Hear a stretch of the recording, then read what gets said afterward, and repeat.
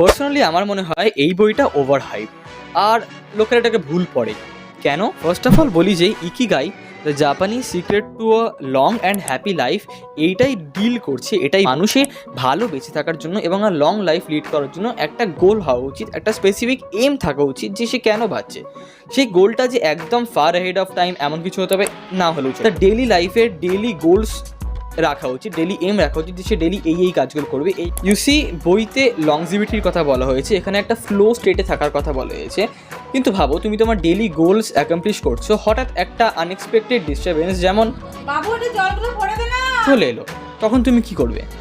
দেখো, তুমি যদি ভাবো যে এই বইটা পড়লে তোমার লাইফ পুরোপুরিভাবে বদলে যাবে, এরকম মাইন্ডসেট নিয়ে পড়লে কিন্তু বইটা থেকে তুমি কিছুই অ্যাবজর্ভ করতে পারবে না। সেকেন্ডলি, বইটাতে জাপানিজ টাউনের এক্সাম্পল দেওয়া হয়েছে which I felt quite isolated. ইউসি জাপানিজ লোকেদের আর আমাদের লাইফস্টাইল সেম না, তার বাদ দিয়েও ওয়ার্ল্ডের সব জায়গায় পাওয়া যায় না।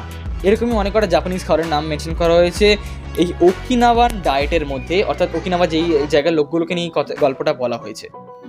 মোরওভার বইটার একটা ফেমাস 4টে সার্কেলের ভেন ডায়াগ্রাম আছে, যেটা কোনোভাবেই জাপানিজ নয়, সেটা ওয়েস্টার্ন সেলফ হেল্প আর সাইকোলজির কনসেপ্ট থেকে ডিরাইভ করা হয়েছে। তার বাদ দিয়েও বইটাতে অনেক কটা এক্সারসাইজের কথা মেনশন করা হয়েছে, যেখানে কয়েকটা জায়গায় তোমাকে গোকুর মতো হাত নাড়াতে হবে। আই ডোন্ট নো এটা লংজিভিটিতে কী করে কাজে লাগে, তবে এখানে সূর্য প্রণামের কথা বলা হয়েছে উইচ আই ফেল্ট ইউজফুল। এবার বইটা অবশ্যই করে ভালো, এটা বেস্ট সেলার হয়েছে, অবশ্যই এটা ভালো হতেই হবে। আমি যা বললাম এটা কমপ্লিটলি আমার ওপিনিয়ন ছিল, বইটা নিশ্চয়ই তুমি পড়েছো, না পড়ে থাকলেও পড়ে আমাকে জানিও যে তোমাদের পার্সোনালি কেমন লেগেছে বইটা। আমার ভিডিওটা ভালো লাগলে লাইক আর শেয়ার করতে ভুলো না, আর এরকম আরও লিটারেচার রিলেটেড কন্টেন্ট পাওয়ার জন্য চ্যানেলটাকে সাবস্ক্রাইব করতে ভুলো না। Thank you for watching.